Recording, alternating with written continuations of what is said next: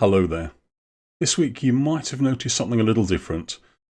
Business Jam is a slightly different format than normal, i.e. it is business and no jam, i.e. it is just me, and for reasons beyond my control this show is pre-recorded this week, but we'll be back to normal in the next episode. So one of the things I thought I would try and talk to you about, if you like, is innovation without tears. Something like innovation causes or can cause a lot of issues for a lot of people, sometimes pain, sometimes stress. And it's too big a subject to talk about all in one go. So I'm going to have a brief whiz through some of it, and maybe people will comment and say, I don't agree with that, I do agree with that, or they'll get in touch. Whatever. So I'm going to run through some slides that I created fairly recently, and let's see what you think of them. So here we go. So this is a lovely, friendly chap, a chameleon. In a way, we want to be a little like that. We want to be able to change, but we need to innovate. And the question is, why, how much, how fast? So let's get on with it. We're going to try and be a little like our chameleon friends here. But why on earth do we want to innovate at all? Well, if you ask me, I'd tell you that we need some better ideas. We might want some novel solutions just so we can stand out from the crowd a bit. Of course, they have to be solutions to the right problems, and we need to do it quickly. And the main reason for that is because the speed of change. Everything is just changing so quickly. Now, here's a little thing that I like to do with people in workshops. That number there, 4.39 quintillion, is actually the volume of the Mediterranean Sea in litres. Now imagine that you're on holiday, you're sitting there, you're dangling your feet in the water, and further along the beach is a nasty man with a litre container of seawater containing 1 billion bacteria, and these double in number every minute. Now, these aren't nice bacteria, they're nasty bacteria. They stain the sea a funny colour, and they are toxic and poisonous, so we don't want to be in it. So the question is, if this man throws this water in, roughly speaking, how long do we have before we need to jump out? So is the answer minutes, hours, seconds, days, years, months? No, just short of 62 minutes. And people watching will realise that that's because this is exponential, a doubling every minute. It's not unlike how COVID spread. Think of the R number. The higher R number was, the greater COVID spread in our communities. Lots of things are exponential, and they spread really quickly. But we seem to be completely unawares of exactly how big, how fast exponential really is. Now here's a little example of what I call the exponential gap. Imagine that you're a company that invests in research and development, say. Now every year you increase your budget by 10% because that's what you feel you have to do. That's fine, that's you on that little dotted line. Incremental change. Now what if you're a company that says, well, okay, this year we're increasing our budget by 10%. Next year we'll increase our budget by 15%. Next year we'll increase our budget by 20%. And so it goes up. You could double it every year if you really wanted to. But what's happening is that every time your increment is bigger than normal, you have an exponential curve. A curve like the yellow one shown on the slide there. Now, over a period of time, maybe a long period of time, say 10 years, there will be a gap between that line and the other line. So the companies that are not putting enough effort in, they're not spending much, will be falling behind at an ever-increasing rate. And by the time they realise what's happening, it will actually be too late. Now, as an example of this, everybody knows Amazon. And Amazon realised the importance of Moore's law. For those in IT, they will have heard of Moore's law, and it basically says that the number of transistors on an integrated circuit will, roughly speaking, double every 2 years. It's not quite that now, because we have got to the approaching the limits of what some of our chips can do. But if that were to hold, that would mean every 10 years you could either buy 100 times more computing power for the same money, or buy the same computing power for 1/100th of the cost, or somewhere in between. So that's Moore's exponential law at work. Now, what happens if you also change the amount of money you spend at the same time? This is exactly what Amazon did. And by 2019, their research budget was of the order of $39 billion, more than the entire research budget of the United Kingdom. That's absolutely huge. So can you imagine what that does to the competition? Staggering. Now, businesses have life cycles, and Charles Handy defined one, basically a nice almost bell-shaped curve, if you like this. So a business starts, it thrives, you build your business, things flatten off a little bit, and then things maybe don't go too well and the business dies.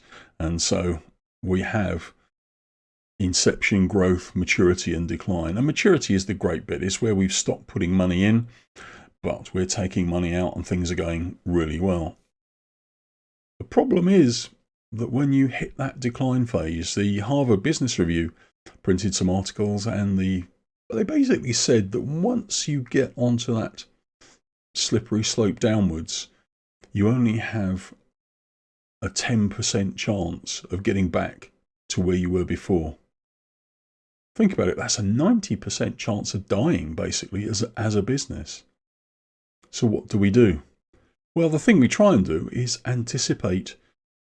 We follow the upwards growth phase and look for the plateauing off. And that's an important place, because what we can actually do, we can start off another growth phase at that point, and then another one. And we can keep doing that. And that blue line there is effectively Charles Handy's sigmoid curve. Basically says we keep finding that sweet spot, if you like, and starting something else off. So that could be in a multi-product company, a multi-service company. It could mean starting off another service. An entrepreneur might decide, well, I'll just spin off another business and use my old business to finance the new business till it takes off. But whatever happens, things have a life cycle associated with them. And this life cycle has changed over a period of time. In fact, if you're looking at not just pre-1980s, but anywhere from the Industrial Revolution on to the 1980s, the average life cycle length of a business is 75 years. That's from inception to death. So the time to that peak is about 37, 38 years.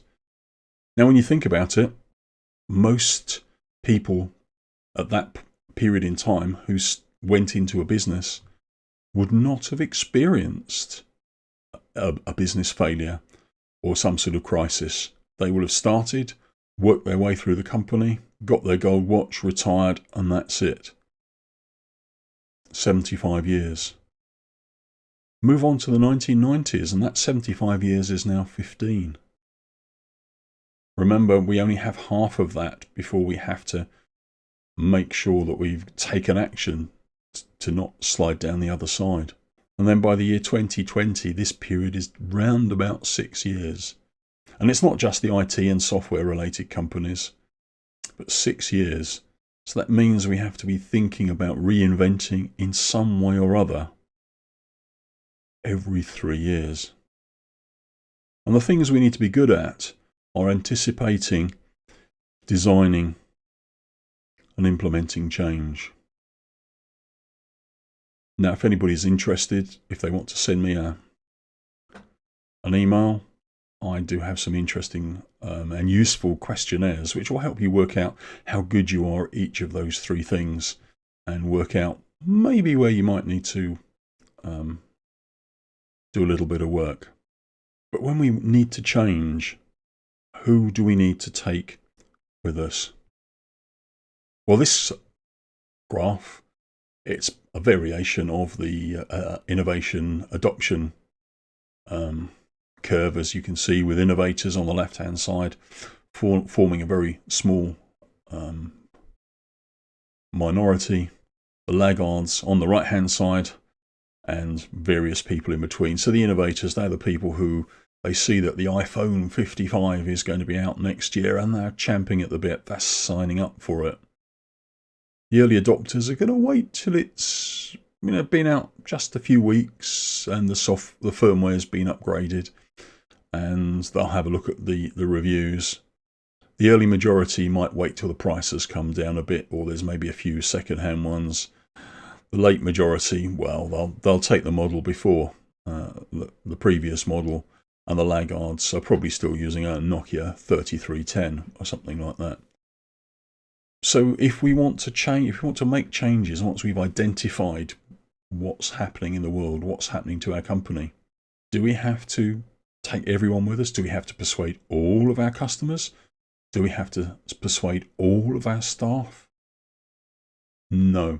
In fact, the people we need to take with us are just slightly to the right of where that chasm is. Social science tells us that approximately 20% of people are needed in order to sort of carry some change through.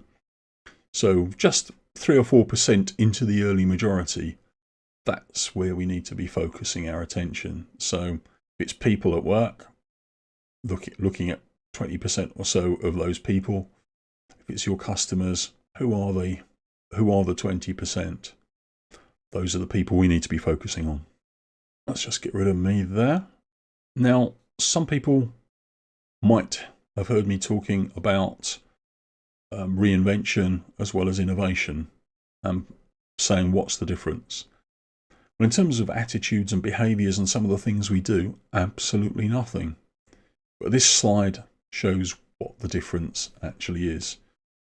Now, the two axes are intensity and scope. So intensity is basically the amount of money, the amount of effort we put in. And the scope is how wide an area are we covering here? So I talk about subsystem, system, and ecosystem. So think about if we were talking about cars, then the subsystem might be, we're upgrading the engine, we're upgrading the fuel system to make it more economical. If it's the system, we might be doing a bit more of a radical redesign of that particular model. If it's the ecosystem, then we might actually be thinking about something a bit bigger than that. We might be thinking about electric vehicles and the charging systems and the wider support for it, the servicing, everything to do with that. So a much bigger scope. And I've highlighted those two figures there, and this is quite interesting in that at the lower level we have incremental innovation. It's effectively reinvention. We're tinkering with something. In the top right hand corner we have slightly more radical innovation, where we are spending serious bucks and doing big things. And most people tend to move along that diagonal. People do work in other ways, but generally they move along the diagonal. So that's basically the difference. The amount of time, the amount of money, the amount of effort, and the scope. Otherwise, the attitudes and behaviours that we tend to use, employ, or find desirable are the same. So to briefly want to talk about some of the skills and things that we need to use. I talk about problems a lot, and one of the issues is we don't often know the problems we have. We think we know what the problem is, and I'll come on to that in a minute, but we don't really know what it is. So what could the problem be? What's the symptom we see? What actually then is the problem? What solutions might there be for a problem? And then which of those solutions are we going to implement? The attentive people out there will realise that we have these alternate divergent and convergent phases. Sometimes it's quite easy to go straight to the problem, but sometimes we do have to think, what could the problem be? And I'm going to talk about a technique in a minute, but why on earth do we need to do this? Well, let's think a very simple idea. Imagine that your sales are falling. The boss has said, "Oh, this is rubbish. Let's sack the sales director." Or let's sack all the salesmen, or let's send them all on some intensive sales course. And then you ask why. Why is actually a technique in its own right. If you ask why many times, it does allow you to get to the problem. But let's ask why. Why are sales falling? Well, it could be because the products are rubbish. Why are the products rubbish? Well, the products are rubbish because we haven't created any new ones for 5 years or more. Why haven't we created any products for 5 years or more?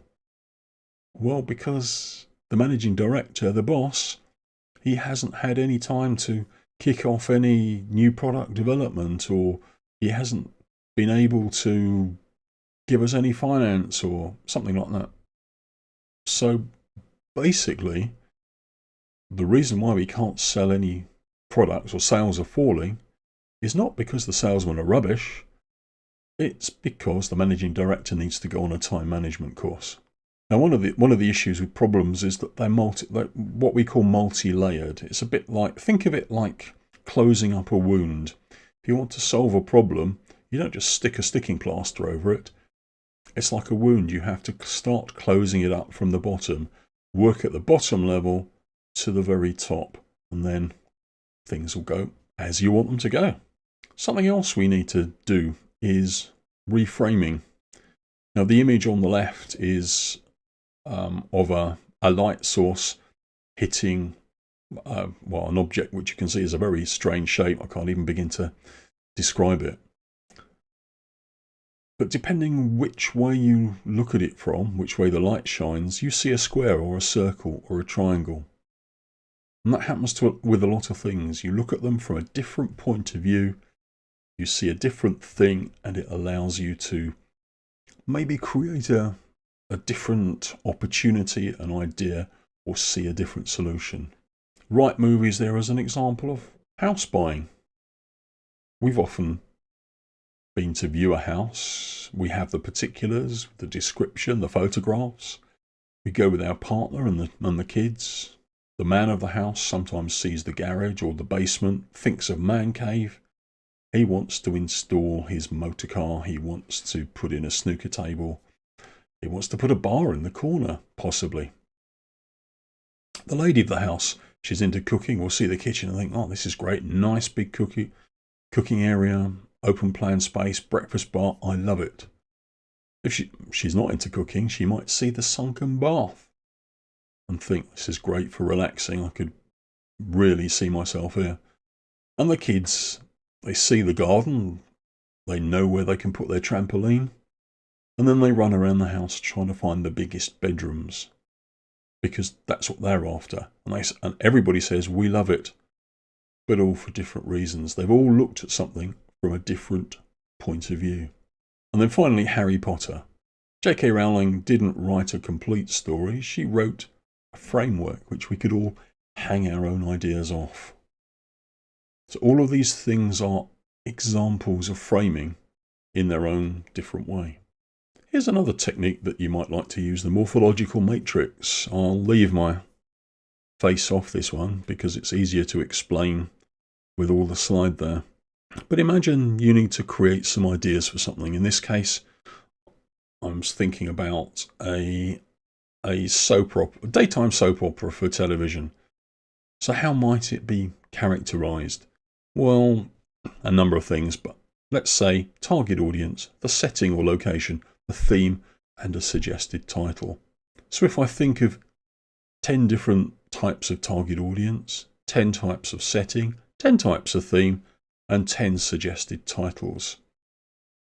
If I just use some form of random number generator, like, well, a dice doesn't have 10 sides, but something like that, or pick employees the last digits of their telephone number or something like that. It doesn't make any difference. Completely random.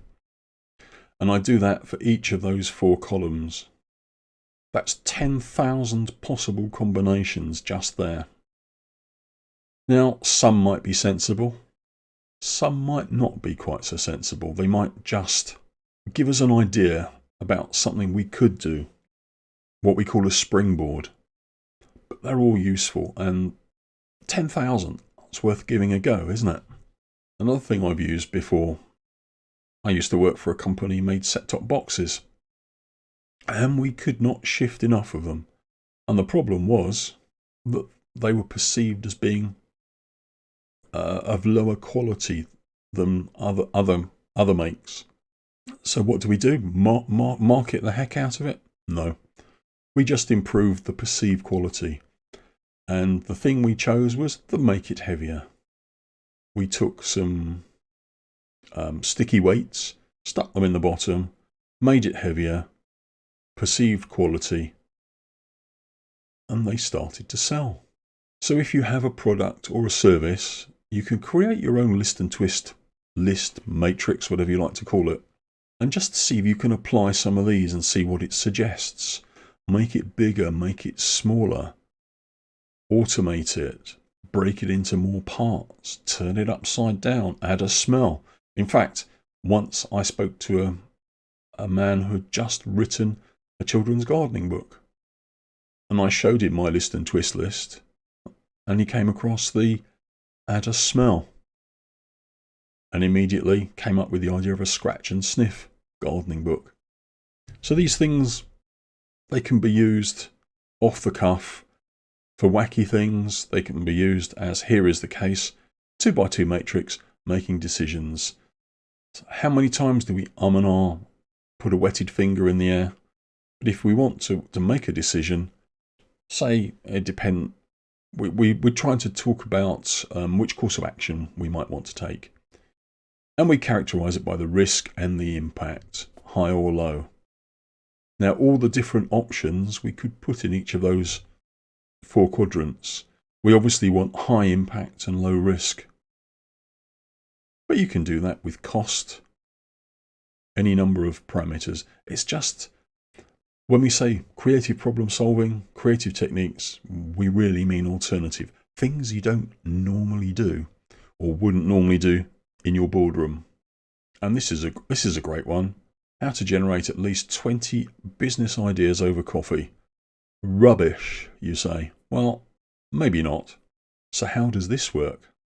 Well, how many times has somebody said to you, let's go to the conference room or the boardroom or my office and we'll do a spot of brainstorming? When people say that to me, my heart absolutely sinks, because I just know what's going to happen. We're going to sit there, get very frustrated, and not a lot's going to happen. So somebody says, let's go and think about how we can increase sales. Then what do you do? Well, how about, instead of how do we increase sales, how do we make sales go as low as they possibly can? How do we drive down sales to the point where we're actually going out of business? Now, imagine we run a shop. This would be quite easy, wouldn't it? We have weird opening hours. The shop's dirty. The staff are grumpy. We don't have enough stock. Our prices are too high. We can think of lots and lots of things, and I bet within about 10 to 15 minutes, you could easily come up with 50 or 60 things that you could do to make your business fail. Now, all you need to do after that period of time is turn all this on its head. So we have sensible opening hours, nice clean shop, nice modern shop, happy staff, and we pay attention to the prices, we've got the right stock. Now, yes, these are all high-level things, but you can further break these down if you want to. But they are lists of things that you could look at. And the reason why this works is that even for the most positive people, I've come across people who say, I'm too positive, I can't possibly do that. Just try it, you'll find it works. But the reason it works is, first of all, when we come up with ideas, we've all had those people who say, nah, we tried that, didn't work, too expensive, and the whole long list of things. Well, first of all, human nature means that it's quite easy to come up with negative things.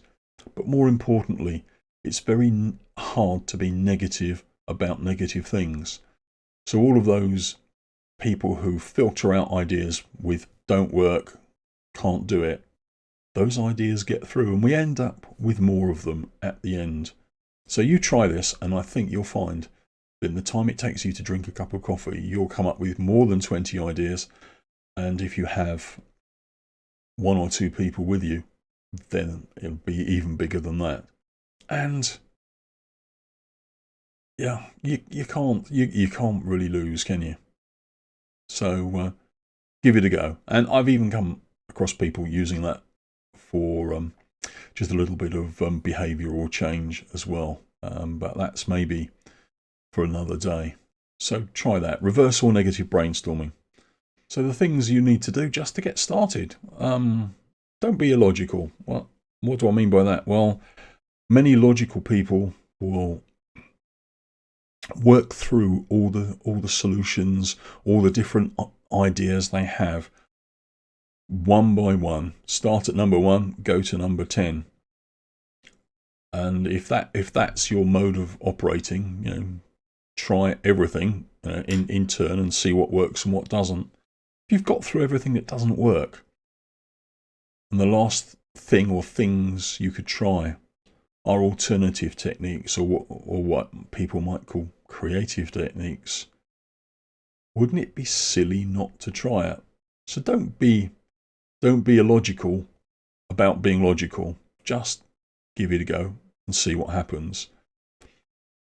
You need to know when to converge and diverge. As I say, if you're trying to focus on what the problem is and you're using a divergent technique, such as brainstorming, you might hit upon a solution, but it might not work too well. Select the right tool or technique. You can build your own if you like. I honestly favour recycling your favourites. Trying to mix everything up all of the time is not necessarily going to work. And you have to keep on top of them all. So if you get up to a dozen techniques that work, great. You can always combine them, make your own. I would keep your powder dry. If you're going to try these out on other people, don't say what you're going to do. Just do it. Because once they've got involved and they're enjoying it, it's far, far too late to back out. And no matter whether you're a great user of smartphones, keep a notebook or a scrapbook close by. You never know when that battery's dead. Something to scribble on. A notebook. And here's something that you also need to be aware of, particularly in your own company or if you're maybe joining another company. The innovation black hole. That's something that often happens. We start doing this stuff because the marketplace says, we need something from you. We need less cost, more power, more colour, something. Market-directed innovation. We think we can do it. That's the false confidence. And we start. And we suddenly realise we can't do it. We begin to panic. And the problem here is we start off our innovation efforts on the basis that we're actually going to get some return on innovation. So we're going to spend some money, but in the future we're going to get some money back. We're going to get some benefit from it. But when we go around this circle, we tend to go round and round and round, and our investment doesn't materialize, and we actually end up as a cost. You need to break out of this. Sometimes you need a little help. I'd love to help, but there are other sources of help out there. For whatever reason, you need to realize when you get into this cycle and break out of it. Otherwise, you're going to spend an awful lot of money. And then there are those people who say, this innovation lot, it's all very nebulous. We can't actually measure it. We can't manage it. Well, you can. This is actually a pseudo equation. There are other equations which I have seen and come across, but this is mine, and it basically says innovation is a function of creativity, which is how we come up with ideas, how we store ideas, maybe how we combine ideas, know-how or knowledge, which is the stuff we know. It's written down, it's in our heads, it's on computer disks, it's in the library. But that constant A is also important. It's a measure of desire and need, but also of resistance to change. So too much resistance and our output goes down. And that little number n on the end, that's the little exponential bit. Think of what we talked about earlier, an exponential change.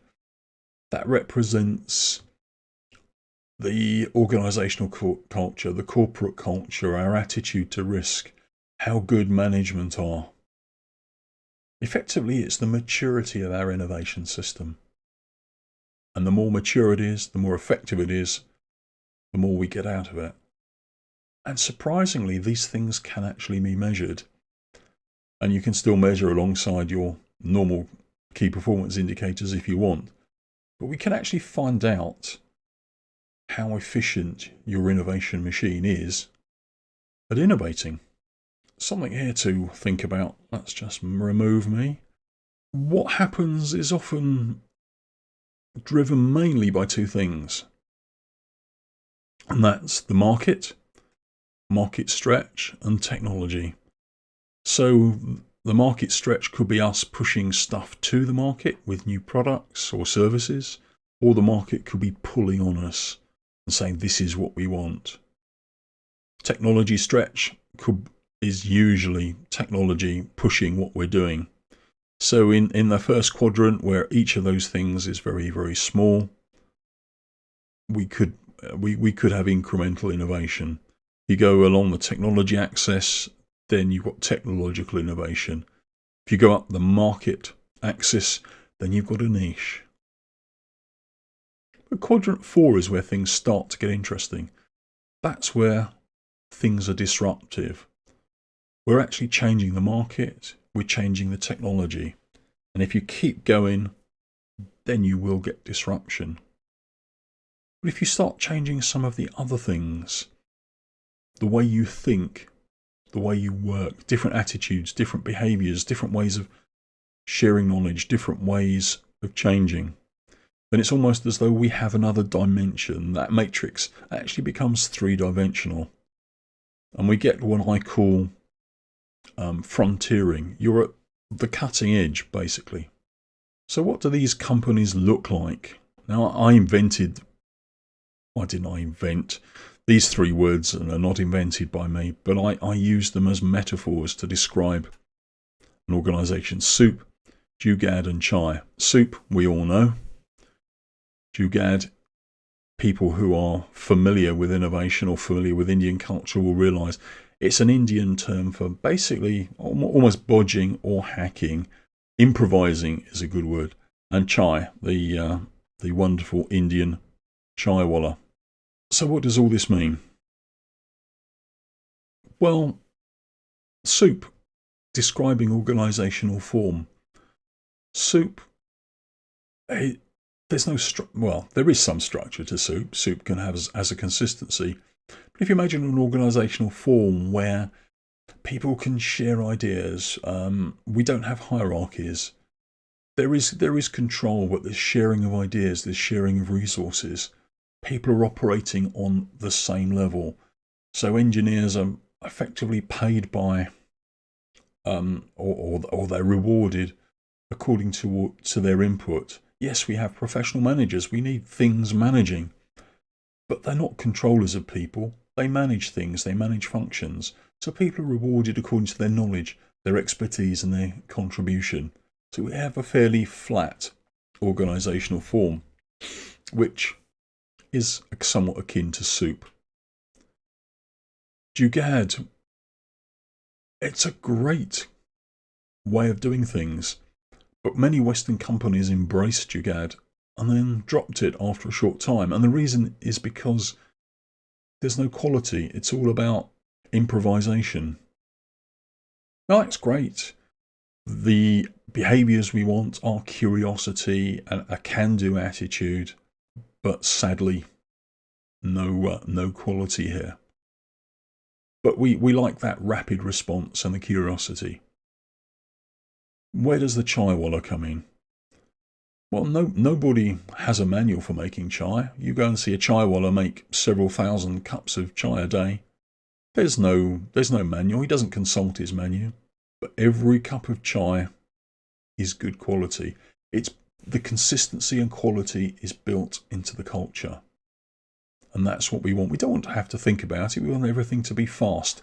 We want it all to happen. So we have an organisational form. We have a curiosity, attitude and behaviour. And we have the culture and consistency.